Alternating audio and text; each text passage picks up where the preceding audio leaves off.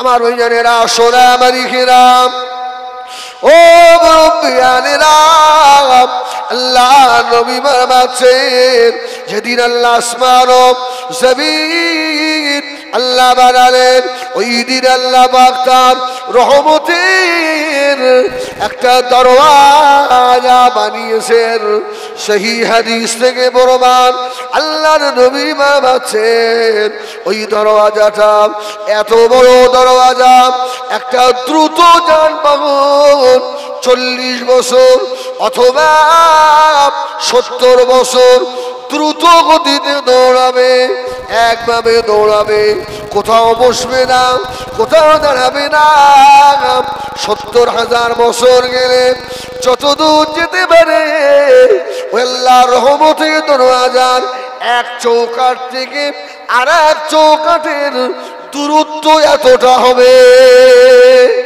আমার আল্লাহ পাকের এত দয়া আল্লাহর এত মায়া কর্মচারী যদি ভালো কাজ না করে দোকানে থাকতে যদি ভালো না বাসে কর্মচারীকে ঘাড় ধরে বার করে দিই বাড়ির চাকর যদি কাজ না করে ঘাড় ধরে বার করে দিই ও বানিয়ারা সোনারা কর্মচারী নয় নিজের জন্ম দেওয়া বেটা যদি 2 সপ্তাহ টাকা বাবের হাতে না দেয় অনেক বাপ আছে ঘাড় ধরে বার করে দেয় বাবা মায়ের অবাধ্য সন্তান বাবা মা ঘরে রাখে না আল্লাহ বলে বান্দা আমি আল্লাহ আমার কত দয়া তোরা আমাকে আল্লাহ বলে ডাকিস না আমাকে সিজদাও করিস না রে বান্দা মদ খাস জেনা করিস আমি আল্লাহ আমার নাফরমানি করিস আমার অক্সিজেন নিস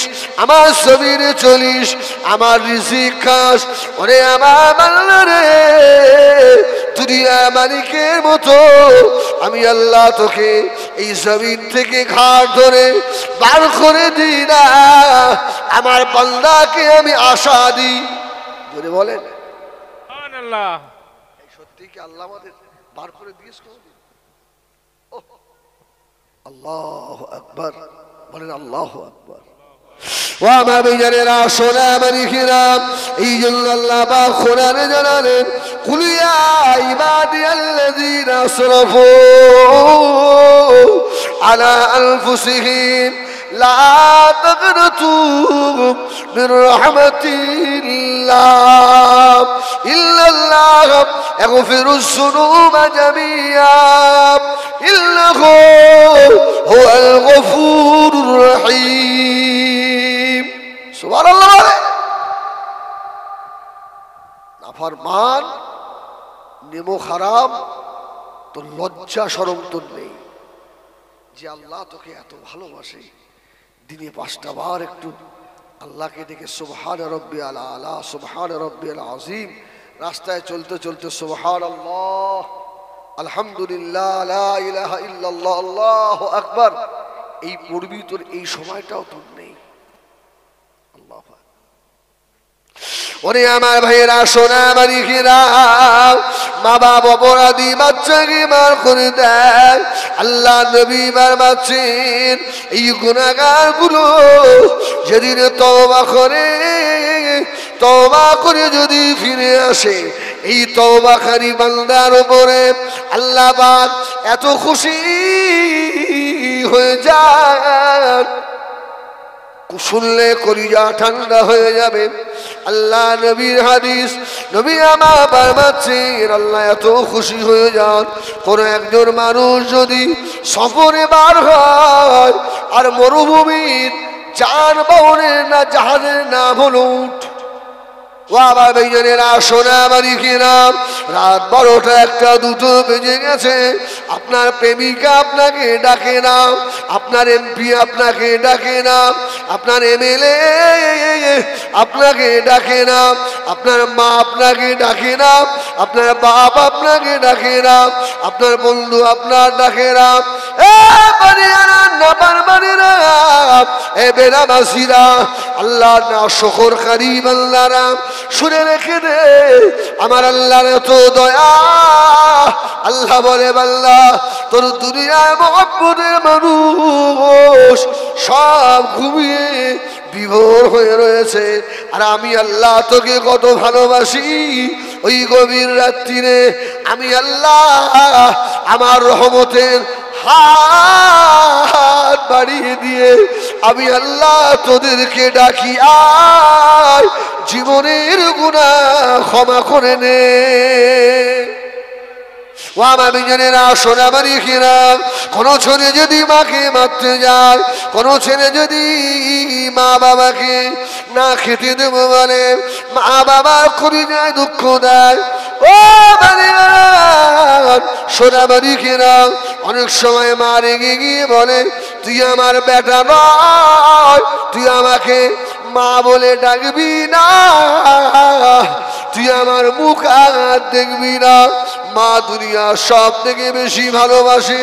যদি মায়ের কথা বলে, আমার আল্লাহর নাফরমান বান্দাকে আমার আল্লাহ কোনদিন কথা বলে না। ধরে বলুন, এমন আল্লাহকে সেজদা করতে ইচ্ছে হয় না? দুনিয়ায় যারা তোমাদের জাহান্নামের পথ দেখায়, দুনিয়ায় তোমাদের যারা আখিরাত বরবাদ করে দিতে চায়, এদের জন্য মায়ের কোল খালি হয়, তাও তোমরা তাদের পিছনে দৌড়াও।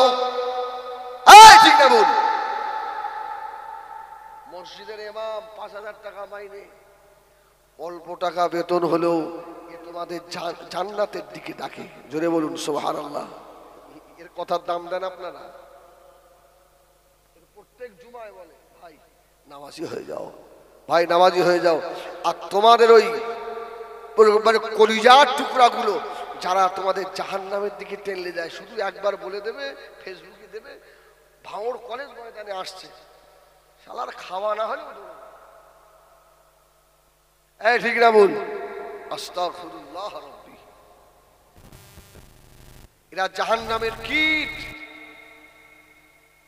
যারা তোমাদেরকে দেখে দলে ভিড়িয়ে দেয়। মায়ের কোল ভাঙড়ে খালি হয়নি? এই ভাঙড়ে মায়ের কোল খালি হয়নি? এখন বলেন, ওর বাচ্চাগুলোর কে খবর নেবে? আর আসবে ওরা? আর খবর নেবে? কে দেখবে? এই কে দেখবে বলেন? একটু আল্লাহর নামটা নিতে আপনাদের কষ্ট হচ্ছে? বলেন না আল্লাহ, বলেন আল্লাহ। আমার এত রাগ হচ্ছে, আল্লাহকে কি বলবো? একটু আল্লাহর মুখ ভরে আল্লাহ বলেন না, ইয়া আল্লাহ। আল্লাহ খুশি হয় মুখ ভরে আল্লাহকে ডাকলে। যেমন মাকে যদি খুব মহব্বতে ডাকেন, মা, দেখবেন মা খুশি হয় না? হয় না? হ্যাঁ, মা খুশি। মা যদি খুশি হয়, আল্লাহর আদরের বান্দা যদি আল্লাহকে আল্লাহ বলে মহব্বতে ডাকে, আমার আল্লাহ খুশি হয় না? আল্লাহ খুশি হয়। এই জন্য আমি বলি, গতকালকেও বলছিলাম জলসায়, যে রাস্তাঘাটে চলবেন, মাঝে মধ্যে একা একা আল্লাহু আকবার, সুবহানাল্লাহ, সুবহানাল্লাহ অভ্যাস করেন। সব সময় যেন আল্লাহর জিকিরে জবানটা ভিজে থাকে। সুবহানাল্লাহ বলেন। তাহলে আশা করতে পারেন আপনার মৃত্যু সজ্জায় এই শয়তান আপনার পাশে আসবে না। এই জবান দিয়ে শয়তানের কথা বার হবে না, লা ইলাহা ইল্লাল্লাহ বার হবে। আর কবর থেকে সমস্ত মানসিলগুলো আল্লাহ আপনার জন্য উন্মুক্ত করে দেবে। আমার ভাইজানেরা, সোনামারি খিরাম, দুনিয়ার সোনাদের ভিতরে ঘুরু না বাবা। ভক্ত হবেন আল্লাহ আল্লাহ রসুলের পাগল হোক, ভক্ত হবেন মুর্শিদের ইমামের ভক্ত হয়ে যাও, ভক্ত হবেন আল্লাহর হাফেজে কোরআন আলেমের ভক্ত হয়ে যাও, ভক্ত হবেন মসজিদের মুসল্লির ভক্ত হও। সময় দেবেন চায়ের দোকানের নাম ওর আড্ডাখানায় নয়, তাসের আড্ডায় নয়। সময় দেবেন আল্লাহর ঘর মসজিদে, সময় দেবেন। ও সোনামারি গ্রাম, যতক্ষণ দোকানে থাকবেন গীবত হবে, গিল্লা হবে। আমার ভাই করছিল গীবত করা, মরা মায়ের গোশত খাওয়া, তাসের আড্ডায় বসবেন, গোনা হবে। ও বানিয়ার সোনারা, যদি মসজিদে গিয়ে বসে থাকেন, সুবহানাল্লাহ যদি না বলেন, আলহামদুলিল্লাহ যদি না বলেন, আল্লাহু আকবার যদি না বলেন, আল্লাহর রহমতের ফেরেশতারা নেকি লিখতেই থাকবে। আমার ভাইজানেরা, সোনাবাড়ি ঘেরা মদিনার মসজিদে নববী শরীফে আসার হয়ে গেল। আল্লাহ নবীর খলিজা ছিল সাহাবী হযরতে বিলাল রাদিয়াল্লাহু তাআলা আযান দিয়ে দিলেন। আল্লাহ নবীর আসহাবে কেরামেরা মদিনার মসজিদে নববী শরীফে সব গিয়ে হাজির হয়ে গেলেন। মদিনার মসজিদে নববী শরীফে কোনো মানুষ যদি এক রাকাত নামাজ পড়ে, আল্লাহ পাক ওর নামায় আমানের 50,000 রাকাতের সওয়াব দেবে। 50,000। ও ভাইয়েরা, কোন মানুষ যদি আল্লাহর কাবা করে এক ওয়াক্ত নামাজ পড়ে, ওই ব্যক্তি নামায় আমালে আল্লাহ পাক 1,00,000 রাকাতের সওয়াব দেবেন।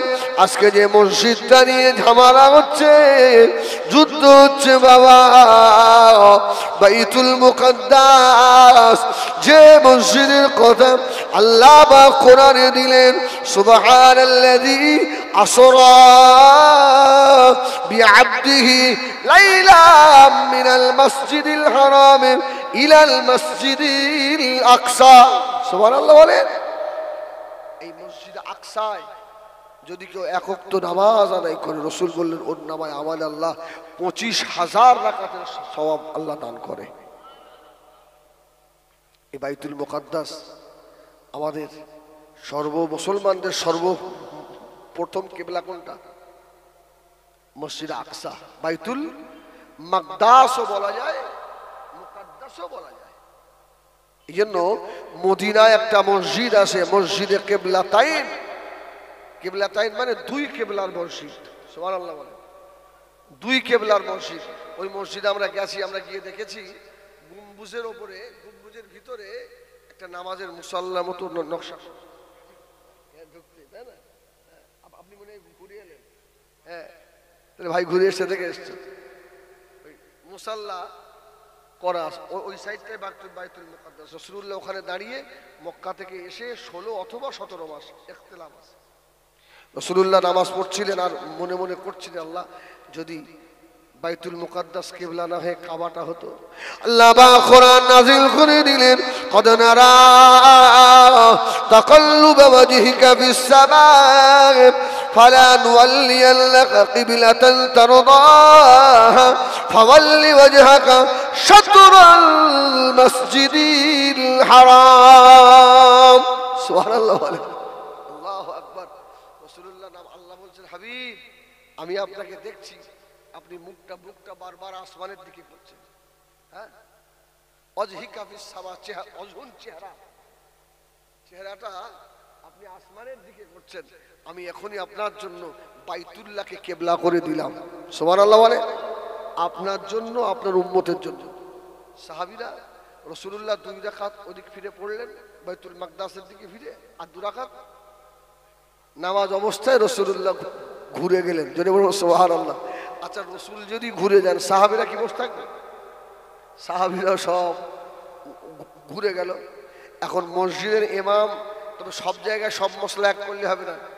এখন একটা কথা বলি, মসজিদের ইমাম সাহেব যখন মেহরাবে দাঁড়িয়ে নামাজ পড়াবে, ইমাম সাহেবের পেছনে যে লোকটা দাঁড়াবে, ওই মানুষটা একটু কালা হলে ভালো হয় না? কালা লোক যত দেখবে বিড়িখোর, কালামালা সব আগের কাতায় দাঁড়াবে। আর ভালো মালগুলো যাবে না। আরে সব জায়গায় সব মশলা লাগাবেন না। বলবেন তাহলে রাসূলুল্লাহ যখন ঘুরে গেছে, সাহাবীরা ঘুরে গেছে, তো আমাদের ইমাম যদি নামাজ পড়াতে পড়াতে ইমাম সাহেবের হাওয়া বার হয়ে যায়, অজু ফৌত হয়ে যায়, এখন ইমাম সাহেব কি করবে?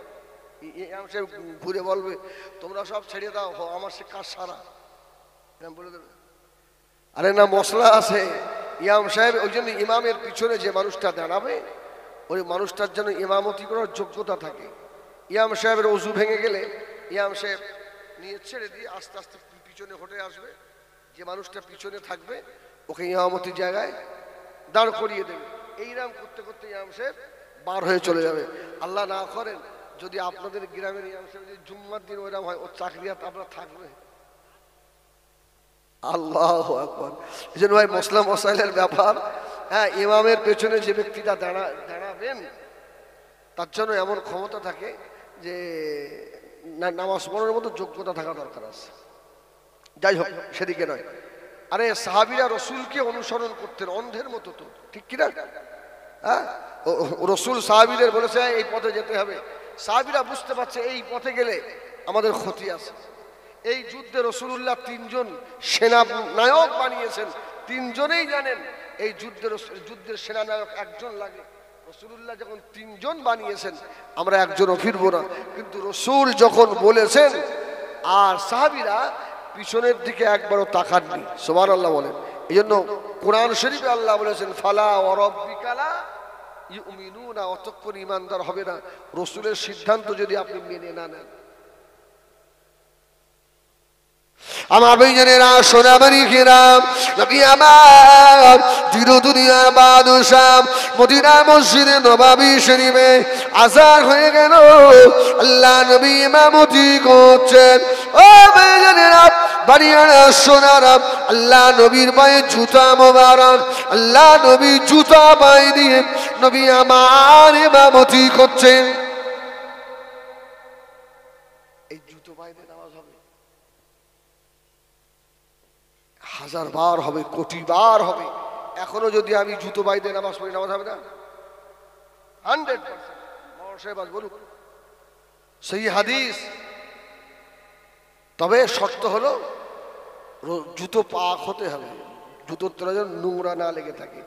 আচ্ছা, আমাদের দিকে দেখবেন যখন জানাজা নামাজ হয়, ভাই ইমাম সাহেব বলে দিল বাবা জুতো খুলে দাঁড়ান, কাপড়টা যেন হলুদ গাঁটের নিচে না থেকে একটু তুলে নেন। আমরা কিছু কিছু দেখবেন মাতব্বার আছি, জুতো খুলে জুতোর উপরে দাঁড়াই। আসে না? হয় না? হয় না? আরে জুতো খুলে জুতোর উপরে দাঁড়ানো আর জুতো পায়ে দিয়ে দাঁড়ানো, কি কোনো পার্থক্য আছে? সেম না? যদি ওই জুতোর তলায় ময়লা লেগে থাকে, আপনার জানাজা হলো, নামাজটা হবে? জুতো যখন খুললেন আল্লাহ নবী জুতা বাইরে মদিনা মসজিদে নববী শরীফে আল্লাহ নবী ইমামতি করছেন। ও ভাইজানেরা, এমন সময় হযরতে জিবরিল আমিন আলাইহিস সালাম আল্লাহ নবীর কাছে হাজির হয়ে গেল। ইয়া রাসূলুল্লাহ, ইয়া হাবিবাল্লাহ, হুজুর আপনি জুতা মোবারক খুলে ফেলুন, আল্লাহ পাক বলে দিয়েছেন ওই জুতোর তলায় নোংরা লেগে আছে। হাদিস প্রমাণ করা হয়, আল্লাহ নবী দাঁড়িয়ে জুতো খুলে ফেললেন, বাম পা দিয়ে সরিয়ে দিলেন। ও ভাইজানেরা, আল্লাহ নবী জুতা খোলা দেখে মদিনা মসজিদের সাহাবীরা সবাই জুতো খুলে ফেললো। সুবহানাল্লাহ বলে। রাসূলুল্লাহ ঘুরে বললেন কি ব্যাপার, এই আমি জুতো খুলেছি, তা তোমরা খুললে কেন? ইয়া রাসূলুল্লাহ, আপনার খোলা দেখে আমরা খুলে ফেলেছি। রাসূল বলল শোনো, আরে জিবরিল এসে আমাকে কানে কানে বলে গেলেন ইয়া রাসূলুল্লাহ আপনার জুতোর তলায় ময়লা লেগে আছে, আমি এই জন্য খুলি। শোনো সাহাবীরা, জুতো পায়ে দিয়ে 1000 বার নয় 1 কোটি বার নামাজ জায়েজ আছে যদি জুতোর তলা পরিষ্কার হয়। তবে হাদিস শরীফের এক জায়গায় এসেছে যে যে জুতোটা পায়ে দিয়ে রাসূলুল্লাহ নামাজ পড়াতেন ওই জুতোটা সফট ছিল, নরম নরম। আর আমাদের যা বর্তমানে জুতোর সোল, ভাই যদি মসজিদে নামাজ পড়তে পড়তে মারামারি লেগে যায়, একটা মুসল্লির দাঁত থাকবে বলে বলে, অতএব জুতো নিয়ে যাওয়ার দরকার নেই ভাই, জুতো বাইরে রেখে দিয়ে। আল্লাহু আকবার। জুতো সফট হওয়া দরকার, জুতোর তলায় নোংরা না থাকলে জুতো পায়ে দিয়ে নামাজ জায়েজ হবে। নবী আমার দিন দুনিয়ার বাদশাহ হাবিবুল্লাহ জনাবে মুহাম্মদুর রাসূলুল্লাহ সাল্লাল্লাহু আলাইহি ওয়াসাল্লামকে সাহাবীরা এত প্রাধান্য দিতেন, আল্লাহ নবীর কথার এত মর্যাদা দিতেন। ও ভাইজানেরা, এই জন্যই তো আল্লাহ বলে দিয়েছেন রাদিয়াল্লাহু আনহু অরদু আন। সাহাবীদের উপরে আল্লাহ এই খুশি না বেজার? আরে রাসূলুল্লাহ বলেছে আমার সাহাবীদের মর্যাদা এত বেশি, তোমরা যদি ওহদ পাহাড় সমান দান খায়রাত করো আর আমার সাহাবীর একটা জবের দানা দান করবে, সুবহানাল্লাহ বলেন, আমার সাহাবীদেরটা বেশি হয়ে যাবে। সুবহানাল্লাহ। আমি বেশ কিছু জলসায় বছরে এই কথাটা বলেছি। তাম দুনিয়ার সব মানুষগুলোকে যদি আল্লাহ আব্দুল কাদের জিলানীর মতো ওলি করে দেয়, তাম দুনিয়ার সব মানুষগুলো যদি খাজা করিবে নওয়াজের মতো ওলি হয়ে যায়, মুজাদ্দেদ আলবে সানির মতো ওলি হয়ে যায়, সাহাবীদের জুতোর তলার ধুলো কোনার সমতুল্য হবে না। সুবহানাল্লাহ বলেন, সুবহানাল্লাহ বলেন। তাহলে সাহাবীদের মানে মর্যাদা কম না বেশি? এমনি বেশি। রসুল বলেছে ডাইনে যেতে, আমরা যাই কোন দিকে? বাঁয়ে না? তাহলে আমাদের মর্যাদা বাড়ে? আমরা তো মারধর এমনি খাবো। আমার দুইজনেরা সোনামারি ঘেরা নবী আমার মদিনার মসজিদে নববী শরীফে আল্লাহ নবী সাহাবীর নিয়ে বসা। একজন সাহাবীর হাতের ভিতরে সোনার আংটি। এই সোনার আংটি পরা যায় না আমাদের? না, যারা আমরা যারা পুরুষ আমাদের জন্য সোনা ব্যবহার করা চলবে বাবা? চলবে না। মেয়েদের জন্য চলবে তো অবশ্যই, কিন্তু সোনা আমি রেখে দিয়ে পরে বিক্রি করে ওই টাকা পয়সা নিয়ে আমি অন্য কাজ করতে পারবো তো? 100% অসুবিধা নেই। তো সাহাবীর হাতে সোনা আংটি, আল্লাহ রসুলের নজর পড়ে গেছে। রাসূলুল্লাহর চেহারা লাল হয়ে গেছে। রাসূলুল্লাহ আস্তে আস্তে, হাদিস শরীফ বলছি, রাসূল আস্তে আস্তে উঠে গিয়ে সাহাবীর হাত থেকে সোনার আংটিটা খুললেন, দ্রুত ছুঁড়ে সাহাবীর গায়ে গেছে। সাহাবীর অবাক যে রসুল তো এত রাগা রেগে যান না, আর রসুল নিজে হাতে করে খুলে সাহাবীর গায়ে মারলেন। সাহাবীরা সব চেয়ে রয়েছে। রসুল বললেন সাহাবীরা, আরে আমি কি চাই আমার একটা সাহাবী আগুনের একটা টুকরা হাতে করে নিয়ে বসে থাকুক? সুবহানাল্লাহ বলেন। আল্লাহ নবী রাগান্বিত হয়ে গেলেন। নবী আবার আস্তে আস্তে উঠে চলে গেল। ও আল্লাহ নবীর অন্যান্য সাহাবায়ে কেরাম যারা দাঁড়িয়েছিলেন তারা বলেছিল, ভাই সাহাবী, আল্লাহ নবী রাগ করে ছুড়ে দিয়েছে, আপনি এবার আংটিটা তুলে নেন। সাহাবী বলেছিলেন, ও সাহাবী ভাইরা, না না না, আমার রাসূলুল্লাহ যখন আমার হাত থেকে আংটিটাকে নিয়ে ছুড়ে দিয়েছেন, ওই আংটি আর জীবনে হাতে তুলবো না। সাহাবীরা বললেন, ওই আংটি তো বিক্রি করে অন্য কাজও করা যায়। সাহাবীরা নিয়ে বললেন, না না, অত লাভ আমার দরকার নাই, আল্লাহ নবী নিষেধ করেছেন, হাতে হাত তুলবই না। সুবহানাল্লাহ। একে বলে রসুলকে মানা। কি বলে? একে বলে রসুলের মানা। আল্লাহু আকবার। ও হযরতে আনাস ইবনে মালিক রাদিয়াল্লাহু আনহু রাসূলুল্লাহর খাদেম ছিলেন না? আনাস আনাস আরে রাসূলুল্লাহ সাহাবীদের দাওয়াত করে, শোনেন না, দাওয়াত করেছে, আর খাজুরের রস দিয়ে আর ফুল দিয়ে একটা নেশা জাতীয় খাবার তৈরি করেছে। তখন মদ হারাম হয়নি। নেশা জাতীয় খাবার তৈরি করে সাহাবীদেরকে দাওয়াত দিয়ে সাহাবীরা এসছে, খাবে, বসে গিয়েছে, সব পাত্রে পাত্রে ঢেলা হয়ে গেছে। হাদিস শরীফ এসছে, ঢেলা হয়ে গেছে, শুধু মুখে তুলবে। একজন এসে আনাস ইবনে মালিকের দরজায় ঘা দিচ্ছে, এই ভাই আনাস, খোল দরজা, খোল। কি বাবা? তাড়াতাড়ি খোল, বেঁচে যাবি। দরজা খুলেই বলছে, খাবেন না, রাসূলুল্লাহ এখনই আমাকে বলে পাঠিয়েছে আল্লাহ হারাম করে দিয়েছে। সাহাবীদের মুখে তুলে দিই, ওইভাবে সব ফেলে দিয়েছে, খাবো। আল্লাহ আল্লাহ রসুল যেটা বলেছে সেটাই, যদি না খেয়ে মরে যাই সেও ভালো।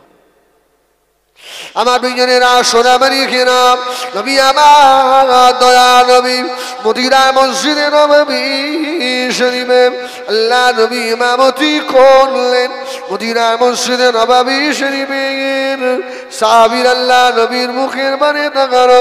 আল্লাহ নবী সাহাবীদের বললেন, ও আমার সাহাবীরা, বাবারা শুনে রাখো, আমি রাসূলুল্লাহ তোমাদের একটা কথা বলি। রাসূল যখন সাহাবীদের ডেকেছেন, এ ভাই সাহাবীরা অন্যদিকে তাকাবে কেউ? সব রাসূলের মুখের পানে তাকিয়ে আছে। ইয়া রাসূলুল্লাহ বলেন। আর হাদিস শরীফ এসেছে সাহাবীরা রাসূল যখন কোনো বক্তব্য দিতেন এমন ভাবে তাকিয়ে থাকতেন, বসে থাকতেন, সাহাবীদের মাথার উপরে উড়ান্ত পাখি বসলেও বুঝতে পারতো না। সুবহানাল্লাহ বলেন। আল্লাহু আকবার। আর আমাদের মাহফিলগুলোতে দেখবেন বসে বসে খৈনি বানাচ্ছে। গত পরশু একটা জলসা করলাম নদিয়া জেলায়, ওরা হয়তো শুনবে, ইউটিউব হচ্ছে তো, তা শুনুক, অসুবিধা নেই, সত্য কথা তো। তো আমার যত সময় মনে হয় সভাপতি, আল্লাহ মাফ করুক, স্টেজের উপরে সাইডে বসে বসে করতে মাল বের মাছ, আমার রাগ হয়ে গেল, কিন্তু কি বলবো, মুরব্বী মানুষ, তার সঙ্গে তো বেয়াদবি করা যায় না। তো আমার টাকারও দেখে আমার যারা শ্রোতা ছিল তারা বুঝতে পেরে গেছে হুজুর রেগে ওরে ऐसा ধমক দিয়েছে। আমার বাবাজি একটু বাইরে থেকে খেয়ে আসেন, হ্যাঁ এখানে বসে এটা করা ঠিক নয়।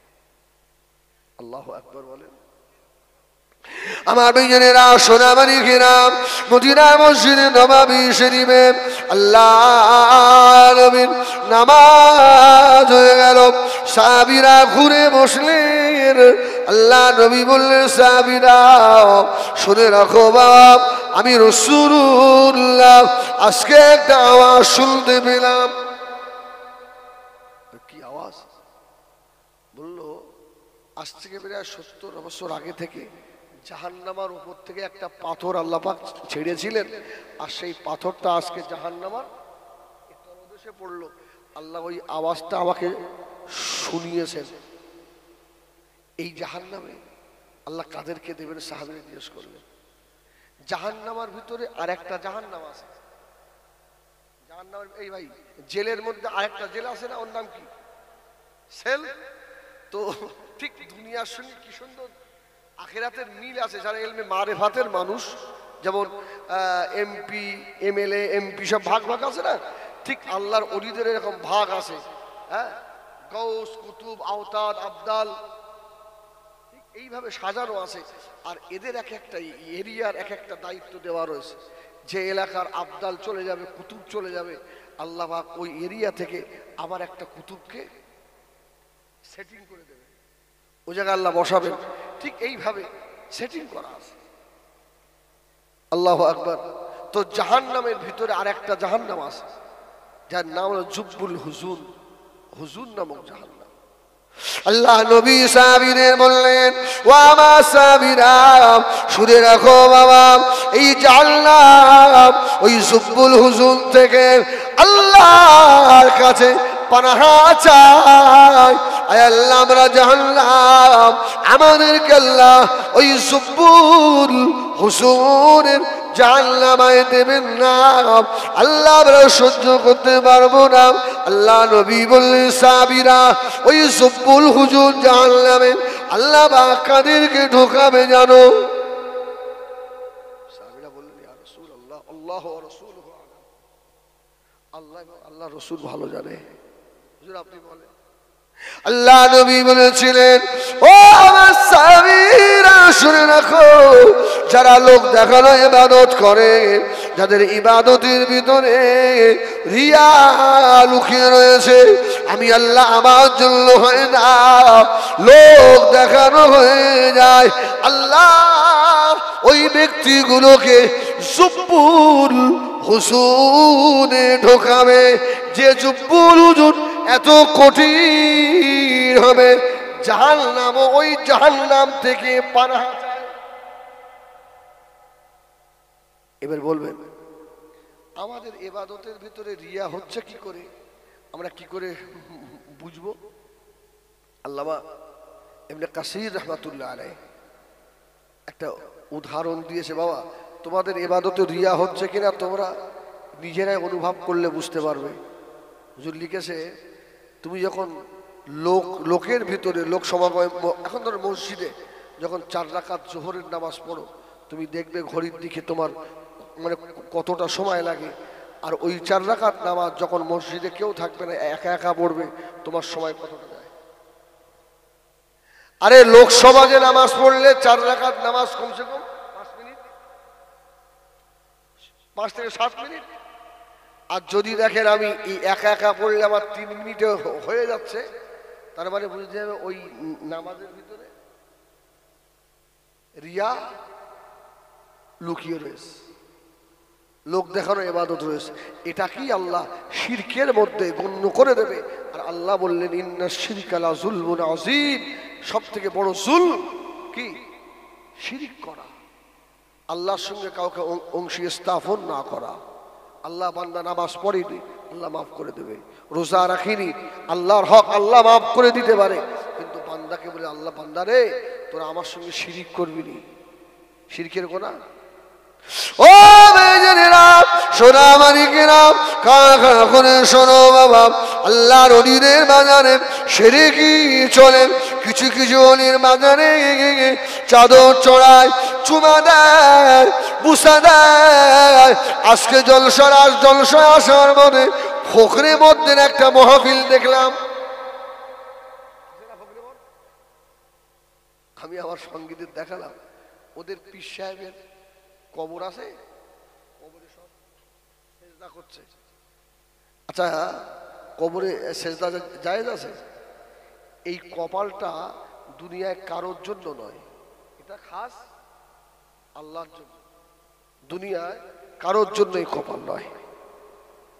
আমার ভাইয়েরা, সোনামারি কেরাম, আল্লাহ নবীরা, সাহাবে কেরামেরা দুনিয়া দেখানো ইবাদত করতেন না, এরা আল্লাহকে খুশি করার জন্য ইবাদত করতেন।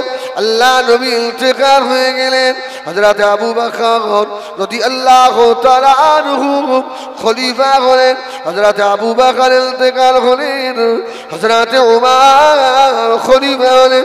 হযরত উমরের জামানায় হুজুর আমার মদিনার মসজিদে নববী শরীফের ইমাম হয়েছিলেন। হযরত উমর ফারুক আল্লাহ পাক 50টা দেশের খলিফা বানিয়েছিলেন। সুবহানাল্লাহ বলবেন, 50 দেশের খলিফা। আরে নেতা তো তারা, ওই নেতাদের অনুসারী হলে জান্নাতের রাস্তা দেখাবে। আর আমাদের বর্তমান যা নেতা, এদের অনুসারী হলে আপনাকে জাহান্নামের পথ দেখিয়ে দেবে। দেখেন নেতা কারে বলে, সুবহানাল্লাহ আগে বলে নেন, বলেন সুবহানাল্লাহ, বলেন আল্লাহু আকবার। উমর 50 দেশের খলিফা। উমরের জামায় 17টা তালি, সুবহানাল্লাহ বলেন, 17টা তালি। আর আমাদের এখানে না, ওসব বলবো না। আল্লাহু আকবার, হতে দেয় না, এত টাকার মালিক হয়ে যায়। এই কার টাকা খায়? ওসব জাহান্নামের আগুন খায়, জাহান্নামের আগুন খায় ওরা। ওদের খেতে দাও, খা, দুঃখ করো না, ওরা জাহান্নামের আগুন খায়, আমাদের হক মারা টাকা খায় না। আমার ভাইজানেরা, সোনামারি কিনা, হযরত ওমর মদিনার মসজিদে নববী শরীফে বসা, সিরিয়া থেকে একদল লোক চলে এলো। হযরত ওমর, ও হযরত আমিরুল মুমিনিন, খলিফাতুল মুসলিমিন, আমাদের সিরিয়ার হিমস নগরে একটা খলিফা দেন, একটা খলিফা ঠিক করে। তা হুজুর বললো, বাবা তোমরা আজকে থাকো, আমি কাল ফজরের নামাজের পরে রাসূলুল্লাহ সাহাবীদের ভিতর থেকে একজনকে ঠিক করে দেবো। সুবহানাল্লাহ বলেন, ভোট টোট নয়, আমি ওমর যাকে দেবো সে যাবে। এই কথা যখন চাউর হয়ে গেল, ছড়িয়ে গেল, ভাই নেতা হওয়ার শখ কম বেশি সবার আছে না? আমার তো মনে হয় যদি শালা এমপি টেমপি হইতো, জীবনে একবার হতে পারলে, আল্লাহ আস্তাগফিরুল্লাহ, আল্লাহ যেন ওই পদ না দেয়। তওবা পড়েন। এই শোনেন, তোমার রাদিয়াল্লাহু তাআলা বলে আমি যাকে দেবো সে যাবে বাবা। এই কথাটা যখন চাউর হয়ে গেছে, ছড়িয়ে গেছে, রাসূলুল্লাহ কিছু শিক্ষিত সাহাবা, ধনী সাহাবা সব অপেক্ষায়, তোমার যদি আমার নামটা করে আমার নাম ইতিহাসে উঠবে, আমি খলিফা হিমসে। উমার যে কাকে করবেন এ তো উমার জানে, যদি বলো সুবহানাল্লাহ। আরে আমরা মানুষের বাহ্যিকটা দেখে বুঝি, আর উমার বাহ্যিকও বোঝে, ভিতর দেখেও বোঝে। সুবহানাল্লাহ বলেন। আর উমার কোন লোক জানেন? আর একটা হাদিস ছোট্ট করে শুনিয়ে দিই। রাসূলুল্লাহ রাস্তা দিয়ে যাচ্ছেন, আপনাদের অসুবিধা হচ্ছে? বলুন আলহামদুলিল্লাহ।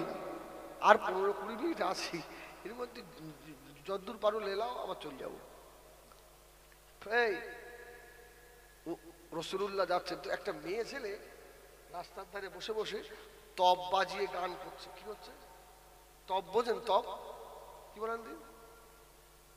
একতারা আলাদা, তব আলাদা।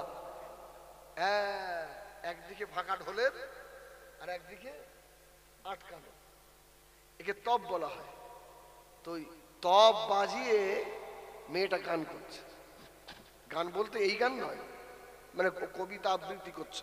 তো রাসূলুল্লাহ দাঁড়িয়ে গেছে, নবী দাঁড়িয়ে গেছে। হয়তো আবু বকর আসছিলেন, যে মেয়েটা তব বাজাচ্ছে আর আমার রাসূল দাঁড়িয়ে দাঁড়িয়ে শুনছেন। আচ্ছা, আবু বকর কোনোদিন আমার নবীকে এই কথা বলতে পারবে, ইয়া রাসূলুল্লাহ আপনার কি আক্কেল? বলতে পারবে? আরে নবীর বাড়িটাই তো শরীয়ত তৈরির ফ্যাক্টরি, জোরে বলুন সুবহানাল্লাহ। নবী ইচ্ছা করলে শরীয়তের হারামকে হালাল করতে পারে, আর হালালকে হারাম করতে পারে।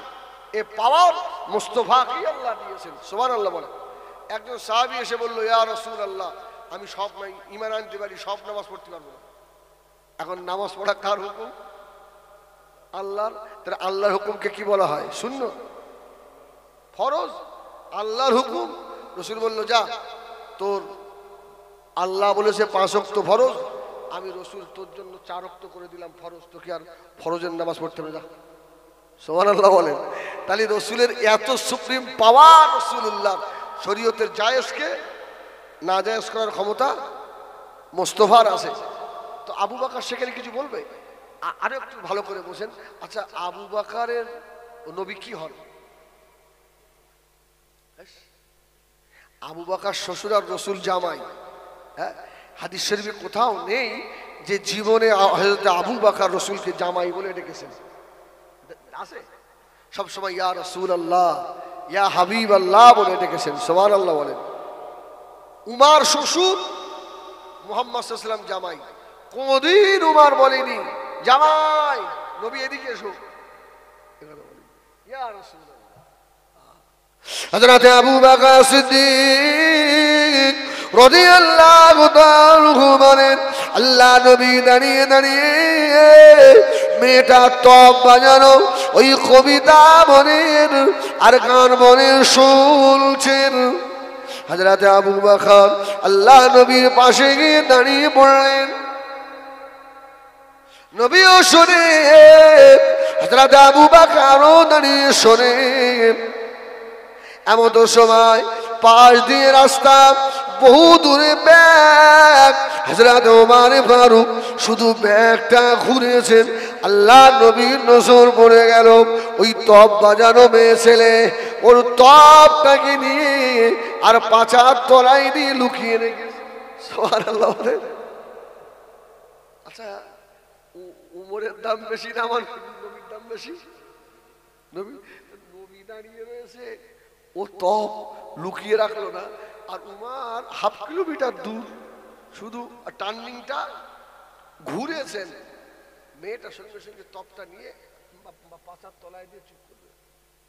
আবু বকর রাসূলের দিকে তাকাচ্ছে, আর রাসূল আবু বকরের দিকে তাকাচ্ছে। সুবহানাল্লাহ বলে।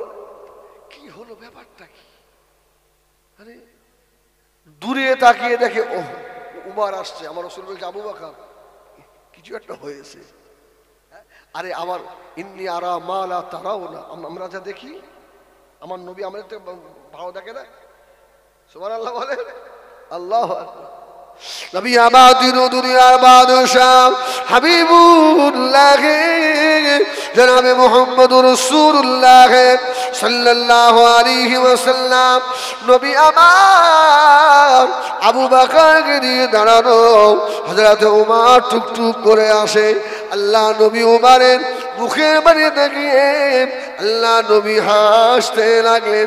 হযরত ওমর বললেন, ইয়া রাসূলুল্লাহ, ইয়া হাবিবাল্লাহ, আপনি আমার দিকে তাকিয়ে হাসেন কেন? আল্লাহ নবী বললেন, বাবা ওমর, একটা ঘটনা ঘটে গেছে। জোরে বলুন সুবহানাল্লাহ। ও হযরত ওমর, আমি রাসূলুল্লাহ, আমার আবু বকর দুইজনে দাঁড়িয়ে মেয়েটা গান করছিল তব বাজিয়ে বাজিয়ে। বাবা ওমর, তোমাকে দেখতে পেয়ে তবটা লুকিয়ে ফেলেছে। ও হযরত ওমর, আমি রাসূলুল্লাহ দেখে নিয়েছি। তোমার ব্যাগ ঘোড়া দেখে ইবলিস শয়তান পিছনের হাওয়া ছাড়তে ছাড়তে দৌড়ে পালাচ্ছে।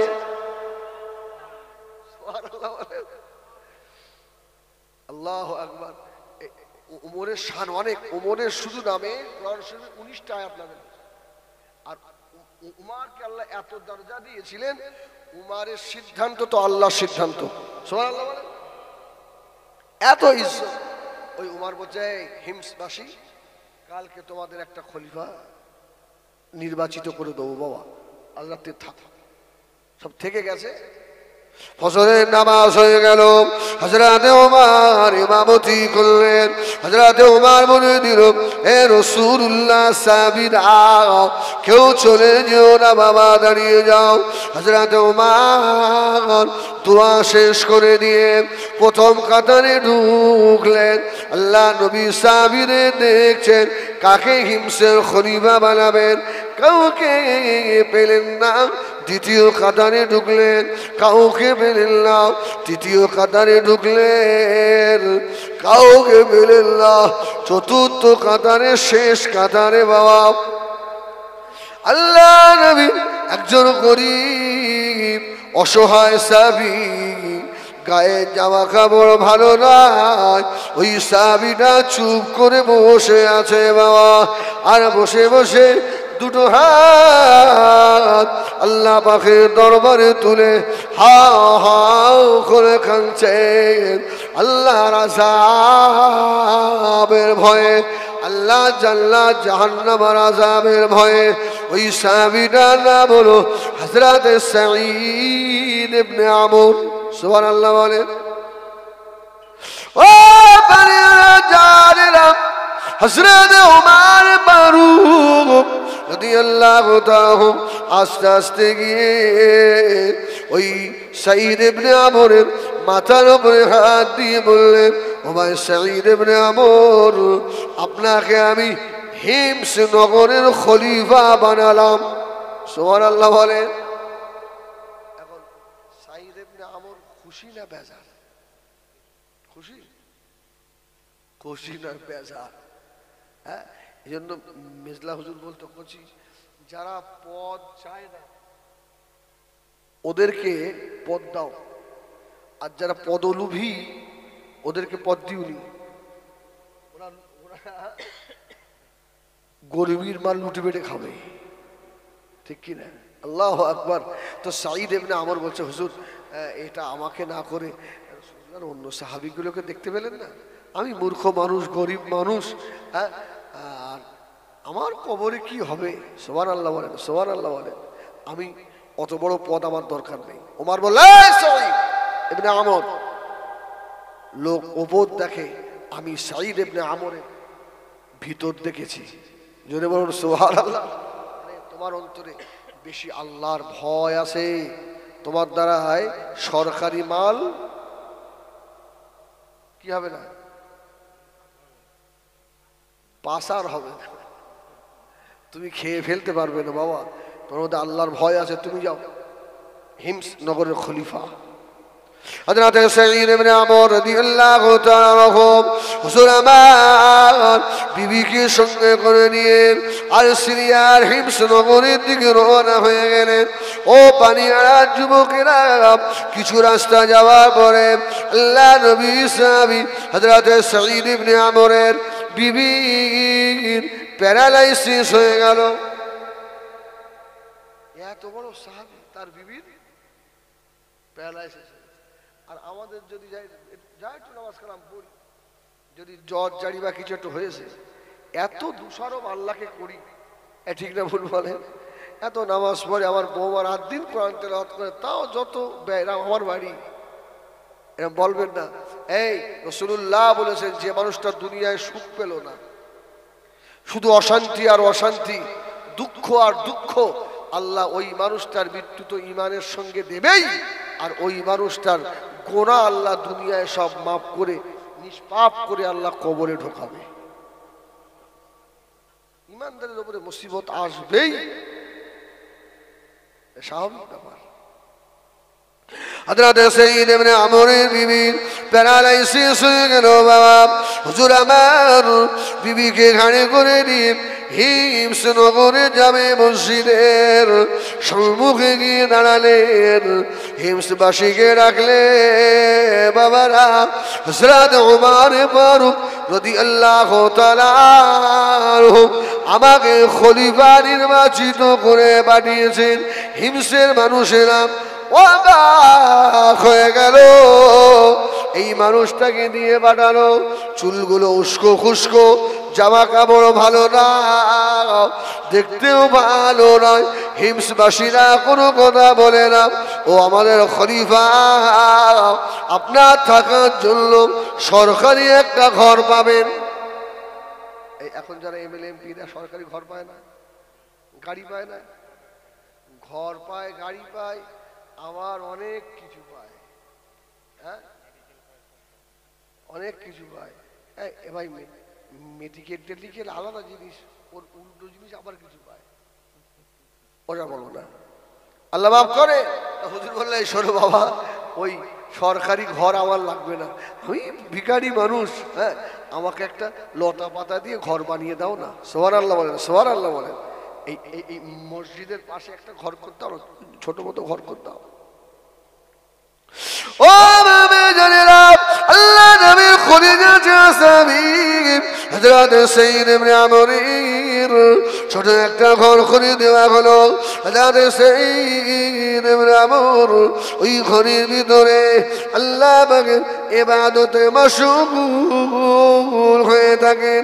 হযরত সাঈদ ইবনে আমর ফজরের আল্লাহর ফরজ নামাজ আদা করে দিয়ে আল্লাহ পাকের কোরআন তেলাওয়াত করে হযরত সাঈদ ইবনে আমর বিবি সাহেবার খেদমত করেন, বিবিকে গোসল করায়, রান্না করে, বিবিকে খাইয়ে রেখে অফিসে আসতে দেরি হয়ে যায়। ভাই বিবির হাতের কাজ করে দেওয়া এটা সুন্নাত, কি বললাম? এটা সুন্নতে রাসূল। সাঈদ ইবনে আমর এইভাবে প্রতিদিন 1 ঘন্টা লেট হয়। আর উমর রাদিয়াল্লাহু তাআলার একটা নিয়ম ছিল, উনি যে 50 দেশের খলিফা ছিলেন, প্রত্যেক দেশে বছরে একবার করে গিয়ে জনসমাবেশ করতেন, জনসভা ডাকতেন। দেখে মানুষদের জিজ্ঞাসা করতো, তোমাদের যে খলিফা আমি দিয়েছি এর দোষ কি কি বলো, ঠিকঠাক ভাবে দেশ চালাচ্ছে নাকি ভুল ত্রুটি করছে। 1 বছর পরে ওমর গেলেন হিমসবাসীদের দেখে, বলছে তোমাদের খলিফার খবর কি? বলছে হুজুর একটা লোক দিয়েছেন, শুনো দেখতেও ভালো না, নাকি শিখলি খলিফা। 3 জন মানুষ দাঁড়িয়ে গেছে, বলছে হুজুর আমাদের খলিফার নামে বিরাট অভিযোগ। বলে কি? বলে 1 নাম্বার হলো ও লোক প্রতিদিন 6টায় অফিসে আসার কথা 8টায় আসে। 1 নাম্বার। এই তোমার অভিযোগ? বলে আমার অভিযোগ হলো ও লোক সারাদিন আমাদের বক্তব্য শোনে, কিন্তু এসার পরে ওই ঘরের মধ্যে ঢুকে এত কাঁদে, সুবহানাল্লাহ বলে, ওই ঘরে ঢুকে এত কাঁদে আর কারোর কথা শোনে না। লো তাই? এই তোমার অভিযোগ? বলছে আমার অভিযোগ হুজুর আপনি তো প্রায় 10 বছর হয়ে গেল, আপনি এই 50 দেশের খলিফা, আপনি 10 বছরে একদিনও ছুটি নেন, আর আমাদের খলিফা প্রত্যেক মাসে একদিন ছুটি নেয়। এই খলিফার দোষ। ওমর বললে সাহেব সত্যি বলেছে? বলছে হুজুর 100% সত্যি কথা। কেন বাবা তোমার লেট হয়? সুবহানাল্লাহ বলেন। হযরত সাঈদ ইবনে আমর বললেন, এ রাসূলুল্লাহ সাহাবী হযরত খলিফাতুল মুসলিমিন হযরত ওমর, আমার বিবি সাহেবা প্যারালাইসিস মানুষ, সকালে উঠে নামাজ পড়ে আমার বিবির খিদমত করি। ও হযরত ওমর, আমি সাঈদ ইবনে আমর খলিফা হতে পারি, তবে আমার রাসূলুল্লাহর সুন্নতের এক চুল বাইরে যেতে পারবো না। সেদিনে আল্লাহ নবীর সুপারিশ শাফাত আমার নসিবে হয়তো হবে না। সুবহানাল্লাহ বলো। তুমি কি করো? একদম 1-1.5 ঘন্টা রোজ, আর 5 মিনিট থাকবে, 5 মিনিটে শেষ করে দেবো। হুজুর বললেন, হুজুর আমি আমার বিবির হাতের কাজ করে দিই। আমাদের আয়েশা বললেন, রাসূলুল্লাহর জামাটা ছিঁড়ে গেলে রাসূল নিজে হাতে সেলাই করতেন। সুবহানাল্লাহ সুবহানাল্লাহ। রাসূলুল্লাহর জামা নোংরা হয়ে গেলে রাসূল নিজে হাতে সাফ করতেন। আমাদের আয়েশা বলছে, রাসূল পাক সাল্লাল্লাহু আলাইহি ওয়াসাল্লাম আসরের নামাজের পরে রাসূল আমাদের সব বুবুদের ঘর ঘর রাসূলুল্লাহ দেখতেন, আর আমরা আসরের পরে আনাজ করতাম, তরকারি করতাম। রাসূলুল্লাহ একদিন এসে বলছে, আয়েশা তোমার একটু হেল্প করে দেবো? সুবহানাল্লাহ বলেন। আরে আপনি আমি আর কত বড় লাট সাহেব, আমার নবীর মর্যাদা আল্লাহর পরে। আমাদের আয়েশা বলছে, রাসূলুল্লাহ কি করলেন, ঘর থেকে তলোয়ার বার করে নিয়ে এসে আমার সবজিগুলো বিশ্ব নবী আর কুটে আমার কাজে সহযোগিতা করে দিলেন। সুবহানাল্লাহ বলেন।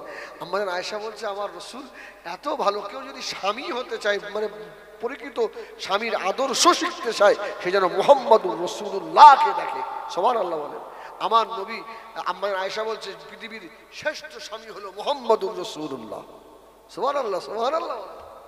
আয়েশা বলছে, আমি ছোট মানুষ, আমার কাজের ভুল হতো, কিন্তু আমার রাসূল কোনোদিন আমাকে ধমক দেননি। সুবহানাল্লাহ।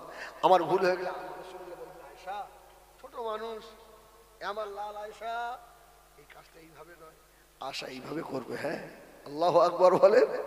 কি আদর্শ!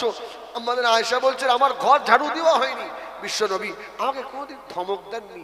রাসূলুল্লাহ এসে ঝাড়ুটা হাতে নিয়ে বিশ্ব নবী নিজের ঘর নিজে ঝাড়ু দিচ্ছে। জোরে বলুন সুবহানাল্লাহ।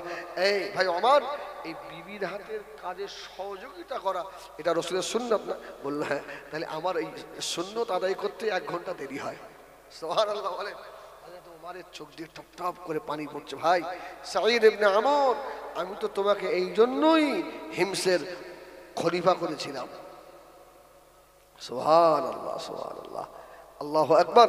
তো ওমর রাদিয়াল্লাহু তাআলা আনহু আবার ওমরকে বললেন, সাঈদ ইবনে আমর, আমার রাত্রিরে কেন দেরি হয় জানেন? রাত্রিরে আমি সারাদিন দুনিয়ার মানুষদের হেল্প করি, কাজ করি, দায়িত্ব পালন করি, কিন্তু আমার তো কবর আছে, আমার তো হিসাব হবে। হ্যাঁ, আমি একটা টাইম ফিক্সড করে নিয়েছি। আমি যে কথাটা জলসার শুরুতেই বলছিলাম, যে সাহাবীরা সময় দুটো ভাগ করতেন, একটা দিনের জন্য আর একটা দুনিয়ার জন্য। আল্লাহু আকবার। সাঈদ ইবনে আমর বলেন, এশার পরে আমি আর দুনিয়ার কারোর কথা শুনতে পাইনি, আমি আল্লাহর জাহান্নামের ভয়ে শুয়ে শুয়ে কাঁদি। জোরে বলুন সুবহানাল্লাহ, আল্লাহু আকবার। অনেক কথা। তো আরেকজন বলেছিল না যে মাসে একদিন ছুটি নেয়। সাঈদ ইবনে আমর বলল, হুজুর আমার বিবি তো প্যারালাইসিস রোগী, জামা পরিষ্কার করে দিতে পারে না, আমার বিবির কাপড়টা আমাকে সাফ করতে হয়, আমি মাসে একদিন ছুটি নিয়ে আমাদের জামা কাপড় সংসারের কাজ অনেক থাকে, আমি খলিফাতুল মুসলিমিন নিজে হাতে কাজ করি। সুবহানাল্লাহ বলেন, সুবহানাল্লাহ বলেন। আল্লাহুম্মা সাল্লি আলা সাইয়্যিদিনা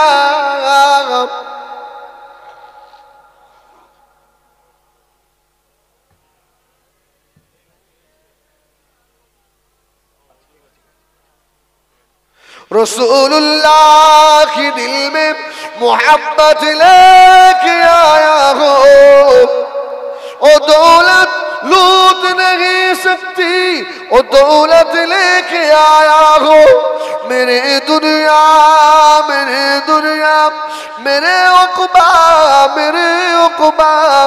शरीयत लेके आया हो, तरीक़त लेके आया हो, गुनाहों की बाम्बस इबादत लेके आया हो, रसूलुल्लाह के दिल में मोहब्बत लेके आया हो। अल्लाहुम्मा